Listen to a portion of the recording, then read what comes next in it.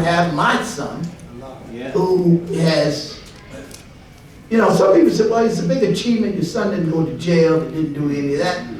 But you know, we're more than that. That's right. Allah put us on the earth, especially those who have been called in the community. We were born for the mission. He wasn't born as Willie Neckbone, he was born as my son. So, if you're born as my son, you're going to be born for a mission. Because that's when I wake up. I tell people I'm not probably the greatest husband in the world. Because, you know, it takes a lot of nurturing to nurture women. I told a reporter, I said, I think I'm a probably number 8 or 7 as a father. And one of my sons said, you're 8. And I said, you know, to be an 8 is a revolutionary number. But I constantly keep them before their mind. And my son just signed a contract with Island Records. And I wasn't happy about that.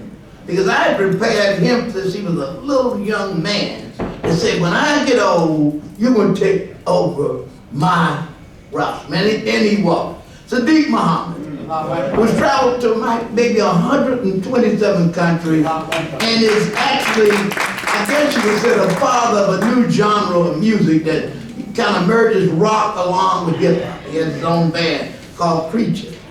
But what I'm bearing witness to is I was really disturbed with him one day in October, I think in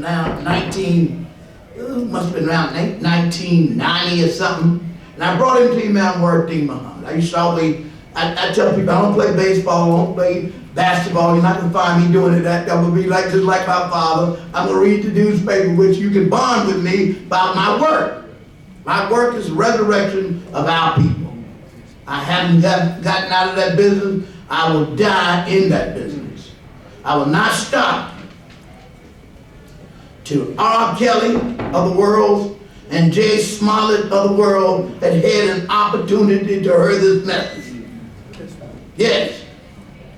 I will not stop. And I put that in my children. So I brought Sadiq to Imam Mohammed.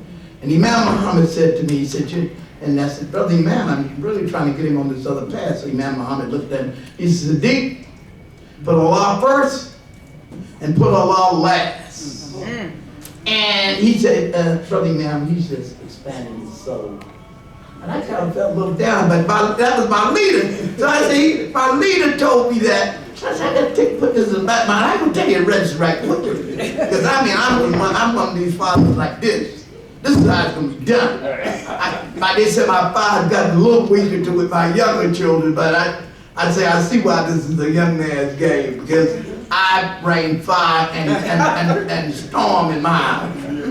And but Imam Muhammad, the last time I was talking, he said, "Hi, it's today," and he said, "You know, he's going to be all right. He's going to be all right."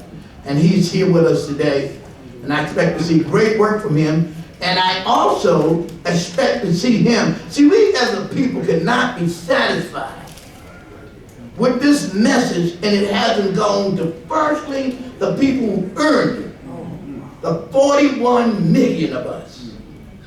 And while I'm surrounded by Charleston, South Carolina, I have to tell you that a lady by the name of Sylvan Deal had written a book called The Servants of Allah. Sylvan Deal is not a Muslim. She's a lady from Senegal, but she studied what they call the vestigial remains of Islam. There on John's Island is a star and a crescent at the First African Church, I believe it is. And Islam has survived among the people. That's why you heard that fire coming from that system. Because they didn't lose it. The people in South Carolina had enough of it in them that when they heard the message, and that's when Imam started the first Savior's Day, for your information. I think it was 1989. Don't get me right on date. And I better remember the year I'm born, because I'm more interested in what I'm doing than what was the past. I don't look back. I look forward. I lost these green eyes in the back of my head. But in 1989, brother named Mohammed Idris, used to be known, we call him Brother Henry 47X. But anyway, we call him a nickname Patches. He came to the Imam with the idea for Savior's Day, and the first Savior's Day was in Charleston. So the Imams of my people are now healthy enough that they are past a white man being our savior. You know, Farad looked white to us, right? We were embarrassed by it. Let's be honest, right? You didn't want to show Farad picture, isn't that right? Huh? That's true. That's right. We didn't want to show his picture, but we said he was the savior. So it took 20 years to get us out of that before we realized that we had been saved. And there are saviors. Huh? Harriet Tubman was a savior. And Aquinas is kept. John Brown was a savior. Aquinas is kept. Nat Turner was a savior. We know that the three Mohammeds are saviors. The Honorable Elijah Muhammad, whose job was to empty us of a plantation. He would tell us, give the white man back his cigarette, give him back his drugs, give him back his alcohol, give him back his whoremongering. That's not you. Your own self is a righteous Muslim. And he also told us, I'm not teaching you Islam. I'm setting you up for the next man. And anybody know about robbery and thievery, they know that the setup man never robs you. He only sets you up. He said, now, you walk down at the corner of Cottage Grove at 87th Street, there's going to be a very beautiful girl. You got to say, okay, how she going to look? She have on black, she going to have gold on, and she going to want to see you. And all of a sudden, the guy comes out with a gun. You've been set up. So you can't accuse the setup man of robbing you. You didn't rob you, he set you up. So anybody who said that Abdullah Muhammad's job was to teach al-Islam, and I heard Mr. Nathaniel Muhammad say, that is Imam Muhammad's brother, Abdullah Muhammad's son, said they asked John Abdullah Muhammad, said, he doesn't teach like us. He said, he doesn't supposed to teach like you all. He will teach out of the Quran. That's his job. And that is important. So, 84, 88 years of history, a leader that raises up in America out of Georgia, Sandersville, Deep Step to be exact, rose up in America and ended the trance that African Americans were in. If you look at the pictures of African Americans when they came here in a book called Rituals of Blood, you can see that's the shock. Imagine you were administrative government. All of a sudden you were snatched out. I'm not here to justify any criminal acts by any of us. But 80% of what we see in these neighborhoods is directly a result of what happened to us. The other 20%, maybe 10%, is a result of us talking to each other. We get on the Lifeline, we get on these blog talk shows, and we talk and talk and talk and talk to each other. But this little Negro from Lynchburg, Virginia, is busy talking to our people. I'm going to continue to do it because I know that Allah has blessed us with a leader, a teacher, and a guide, and he left us, Imam Mohammed. This is a powerful sign. His first son is named after him. And let me tell you what he said about him.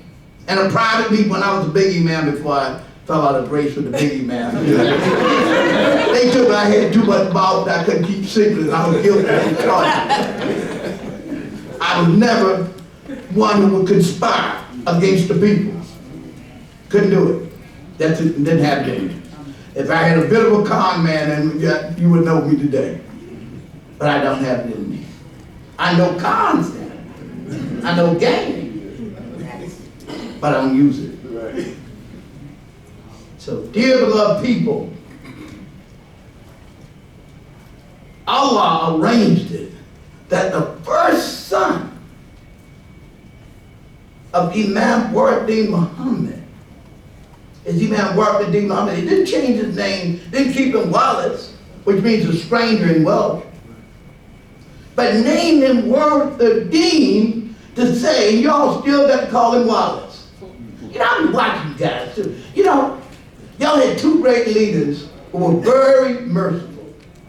But praises be to Allah. I don't mind pulling the whip out. I ask a lot of forgiveness. I know you've been whipped by the slave master. Now, sometimes I think a lot of us need that discipline. When I see your little schemes coming up, now all the big snakes are gone. You ain't gonna worry about it, they gone. A few poodles around. The poodle he ride, he can scare you too. And he ain't a Snoop Doggy dog, he's a snake doggy dog. So you just say, get out of the way. Because we are on to a destiny. And what is our destiny? To prevent more R. Kellys. And let me say something about this R. Kelly situation. I'm not going to go into the legality of the case. No one has talked about what happened in the state of Mississippi and throughout this country on the number of men that have been raped. Men who've been raped by Caucasian women in Caucasian men raped and sodomized us. So we are traumatized people. That's the first thing Imam Mohammed. But I'm like Muhammad first told me, you are crazy people. Right about that same day. You are crazy people. And we are. The sister said the first help in mental health is to say what? In the denial. So when we see R. Kelly, remember he inherited. When you see this young man that's shooting on the south side, and by the way, we beyond Lifeline and these local programs. I'm going to be on the Glenn Lowry show, one of the leading African American intellectuals, formerly of Harvard at Brown University. I will be on his show the 15th of March, called Blog of the Head Talk Show, the Glenn Show. Glenn Lowry, the foremost economist in America, not black economist, foremost economist in America. First African American to be named to the tenured at Harvard. He's invited this little brother because he recognized the work, not of me, of the Honorable Elijah Muhammad, and the work of Imam Deen Muhammad. So y'all tune in. I want to tell you some other good news. Just as a result of working, not teaching just you. See, we get a lot of bean soup scientists. And the bean soup scientists, oh no, you see, Imam said that, no, that was February 19. I remember people was over in Stony Island, no, it was at Harvey, and they arguing all about that. Meanwhile, Ray and Keisha running around, doing what Keisha and Ray doing, until somebody takes a body at rest, and stay at rest, until what? Move out another force. So we have to be able to do that. So let's not think that our work has ended. Isn't it interesting? Imam started the first Sunday because he wanted a public address, not a ta'aleem. He changed that language.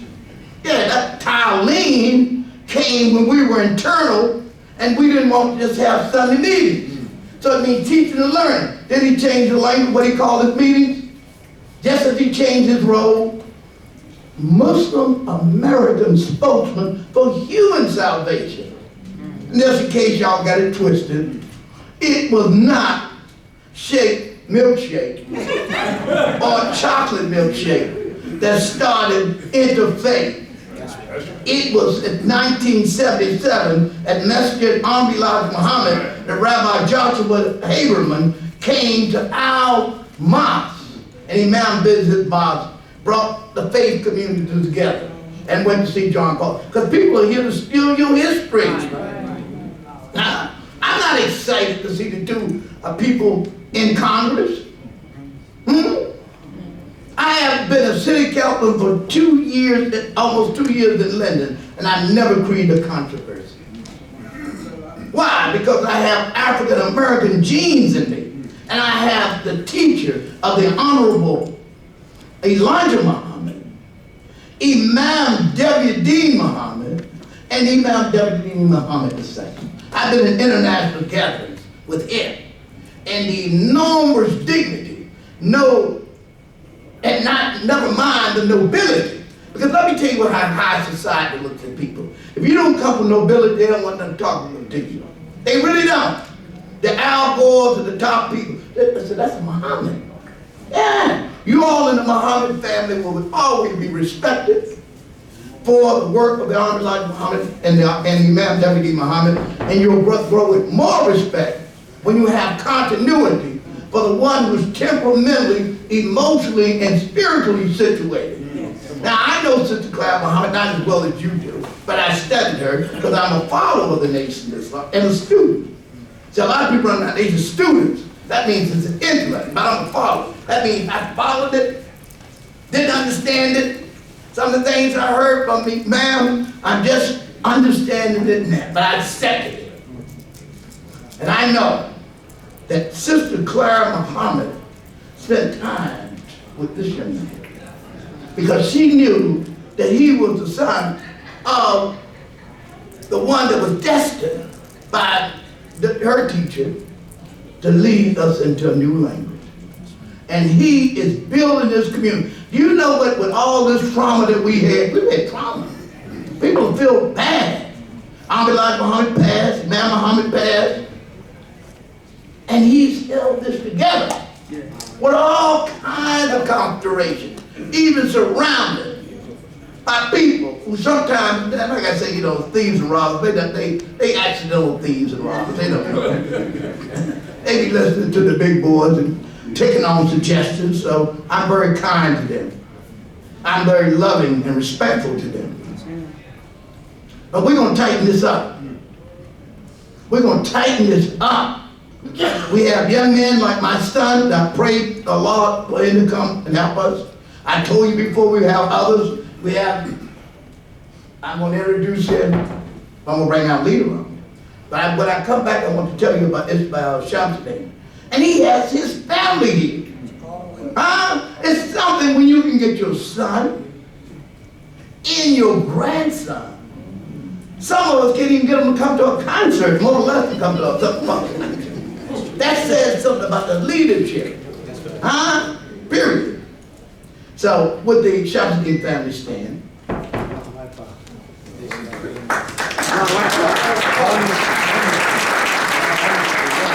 And the people doing the filming also.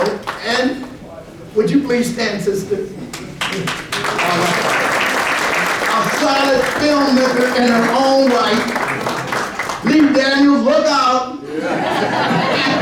Competition's on its way, Spike.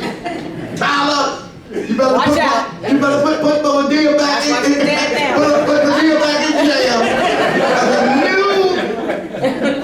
And I'm going to bring on now leader and teacher. We don't ever want to hold the audience because this is who we come to see. God put him before us. Yes. Imam Deen Muhammad II. Takbir.